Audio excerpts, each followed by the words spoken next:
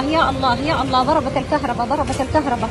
يا الله يا الله يا الله رحمتك، يا الله رحمتك، يا الله رحمتك، يا الله رحمتك. الكهرباء الكهرباء الكهرباء. يا ناس دقوا على الدفاع المدني. يا الله يا الله يا الله يا الله يا الله رحمتك، يا الله رحمتك، يا الله يا الله يا الله يا الله. انقذنا يا رب، انقذنا. هاي السيارة انجرفت.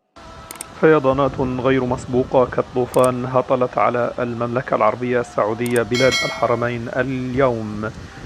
في هذا الفيديو سيدة تدعو الله وتقول أنجدنا يا رب. هطلت أمطار غزيرة على مدينة جدة السعودية، مما أدى إلى تعليق المدارس وتأخير رحلات جوية وفقدان أشخاص وتلف السيارات والشوارع والممتلكات. السلام عليكم ورحمة الله وبركاته. في البداية بنذكركم بالصلاة والسلام على سيدنا وحبيبنا النبي محمد صلى الله عليه وسلم، ولا تنسوا الاشتراك في القناة ليصلكم كل جديد. هطلت أمطار غزيرة على مدينة جدة السعودية، مما أدى إلى تعليق المدارس وتأخير الرحلات الجوية.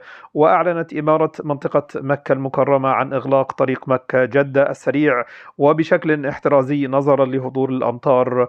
طوفان السعودية المدمر أتاهم الماء من كل مكان، لم يحدث ذلك منذ أكثر من 13 عاما، حيث غمرت مياه الأمطار الغزيرة التي شهدتها محافظة جدة اليوم الخميس عددا من الشوارع والطرق الرئيسية بالمحافظة، مخلفة عددا هائلا من الأضرار بالسيارات.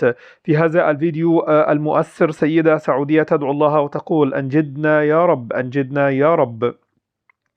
أعلنت إمارة مكة المكرمة وفاة شخصين بسبب الأمطار الغزيرة التي هطلت صباح اليوم على الإمارة، كما أهابت الجميع عدم الخروج إلا للضرورة. أظهرت مقاطع الفيديو المتداولة حجم الدمار الذي طال عددا كبيرا من السيارات التي غطتها مياه الأمطار، فيما جرفت مياه السيول عددا آخر في الأحياء السكنية.